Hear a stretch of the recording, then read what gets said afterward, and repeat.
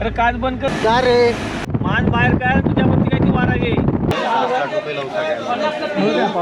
काय बघू दे काय आहे. सुप्रभात मित्रांनो, आजच्या या दुसऱ्या दिवसाच्या अष्टविनायक दर्शन ब्लॉगमध्ये तुमचं सगळ्यांचं हार्दिक स्वागत आहे. आता मी आहे रांजणगावला. रांजणगावचा महागणपती. आता सकाळी 4 वाजता मी उठलोय. 5 वाजता आवरून आम्ही खाली आलो आणि आता दर्शन पटकन मिळालं. आता वाजलेत 6. आता बाकीचे सगळ्यांचं आवरायचं आहे. एक खाली यायला लागले ते बघा. हे आमचे मेंबर. लवकर उठल्यामुळे कसं दर्शन एकदम मस्त झालं. लाईन वगैरे नव्हती. शांतपणे एकदम दर्शन घेता आलं. तुम्हाला मी मंदिर बाहेरनं कसं दिसतं ते मी दाखवतो. बघा मित्रांनो, किती सुंदर परिसर आहे आणि सकाळी काय वातावरण आहे. मित्रांनो, असे बोर्ड्स आहेत ना, हे प्रत्येक देवस्थानात लावलेले आहेत. म्हणजे प्रत्येक गणपतीच्या इथे आहेत की अष्टविनायक दर्शन कसं घ्यावं आणि कुठे कुठे अष्टविनायकची मंदिर आहेत. मित्रांनो, कालपासून दर्शन घेतलेला हा 4था गणपती होता आणि विशेष म्हणजे हा अष्टविनायक मधला मानाचा 4था गणपती आहे. मित्रांनो, 6:45 वाजता परत आता प्रवास आमचा सुरू झाला आहे. तर गणपती बाप्पा मंगलमूर्ती.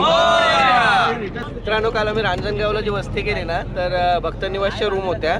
पण ती कितीला रूम भेटली आपल्याला? ती 1100 रुपये एक AC आणि व्यवस्था चांगली होती एक नंबर. 1100 रुपयामध्ये तुम्हाला AC रूम मिळू शकते भक्त निवासला रांजणगावला.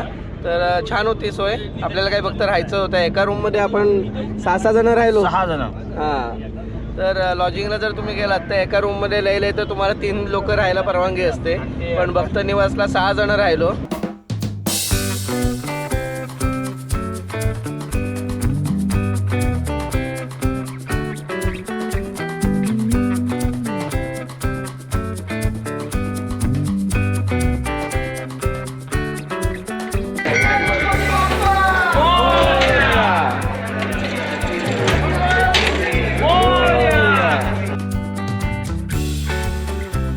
मित्रांनो, आता ओझरच्या गणपतीचं दर्शन घेतलं, श्री विघ्नेश्वराचं. आजचा हा आमचा 5वा गणपती आहे आणि हा मानाचा सुद्धा अष्टविनायकमधला 5वा गणपती आहे. खूप गर्दी होती इथे. आता आम्ही चाललो लेण्याद्रीला.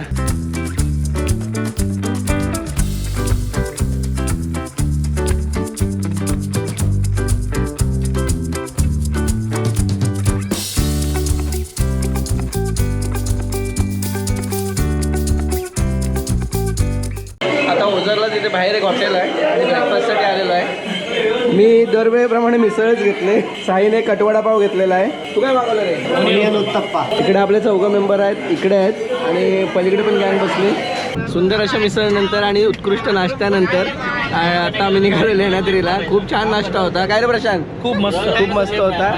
चहा पण भारी होता की नाही? चहा पण एक नंबर. चहा खूप भारी होता, नाश्ता खूप भारी होता.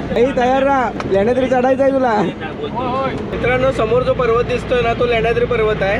अजून एक 5-10 मिनिटात आपण तिथे पोहोचू. या साईडला बघा केळीच्या बागा आहेत सगळीकडे. हा सगळा मित्रांनो कांदा लावलाय. कांदा झाला. त्याच्यानंतर आता बघा ही सगळी द्राक्षाची बाग आहे. हे बघा द्राक्ष लागले आहेत. एक नंबर.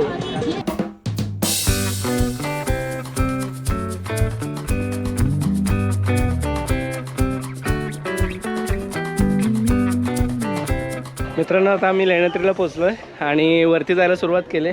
काय जमलाच एवढ्यातच? हवा टाईट. आपल्याला तिथं जायचं आहे वरती एकदम.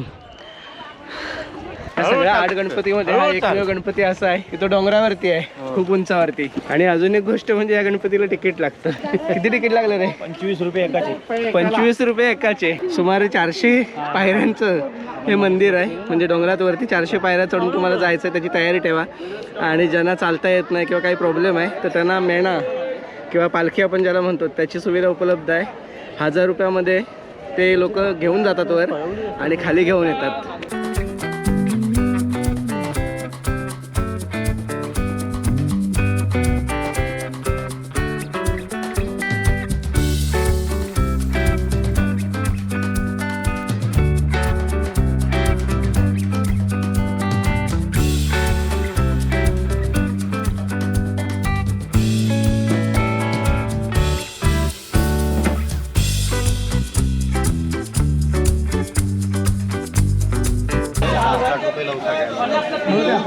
काय बघू दे काय आहे. मित्रांनो, दर्शन झालं. आता आम्ही जो गेलो होतो तो लेण्याद्रीचा गिरिजात्मज गणपती. जाईपर्यंत एकदम घामाघूम व्हायला होता आणि वरती गेल्यावर एकदम थंड थंड. चलो चलो चलो लॉट कमाल लॉट कमाल लॉट कमाल.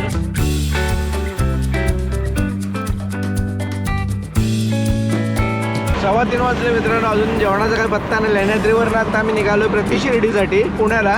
तर पोचू थोड्या वेळात, एक 15-20 मिनिटात. आधी दर्शन मग जेवण, पण तोपर्यंत भूक लागली होती. मग साई पेरू घेऊन आलेला आहे, तर पेरू खायचं काम चालू आहे.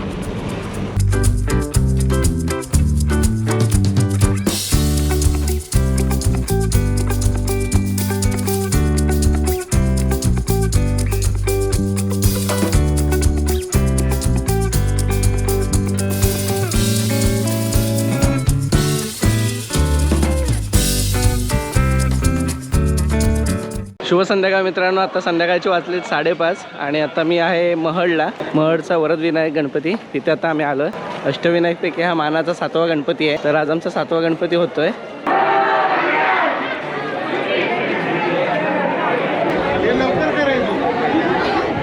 मित्रांनो, महडवरनं वरदविनायकाचं दर्शन साधारणतः 2 ते 2.5 तासानंतर मिळालं. त्याच्यानंतर काळोख पडला, मग आम्ही निघालो. शेवटी आता कंटाळवाणा प्रवास झाला होता थोडाफार आणि आता पोचलोय पालीला. तर पालीला आता आम्ही बल्लाळेश्वराचं दर्शन उद्या घेणार आहोत आणि आता आम्ही आलो जेवायला. रूम भेटले, रूम छान आहे, सुंदर आहे. तर मित्रांनो, जेवण आलंय माझं. ह्याच्यामध्ये पिठलं आहे बघा, मस्तपैकी पापड आहे, कोशिंबीर आहे, इकडे मिरचीचा ठेचा आहे आणि इकडे लोणचं, इकडे कांदा लिंबू आणि इकडे चपाती आणि मस्तपैकी भाकरी दिले गरमागरम. तर आजचा व्लॉग मी इथेच थांबवतो. उद्या अजून आपल्याला काही ठिकाणं बघायचे, तर उद्याच्या नवीन ब्लॉगमध्ये बघू. जे आज मेंबर होते आपल्याबरोबर त्यांची ओळख मी उद्या करून देणार आहे सगळ्यांची. त्याच्यामुळे उद्याचा ब्लॉग पण आठवणीत बघा. तर आजचा ब्लॉग तुम्हाला कसा वाटला हे कमेंट करून नक्की कळवा. जे नवीन व्ह्युअर्स आहेत त्यांनी चॅनल सबस्क्राईब करायला अजिबात विसरू नका. नवीन ब्लॉगमध्ये नवीन काहीतरी घेऊन येऊ. तोपर्यंत बाय बाय.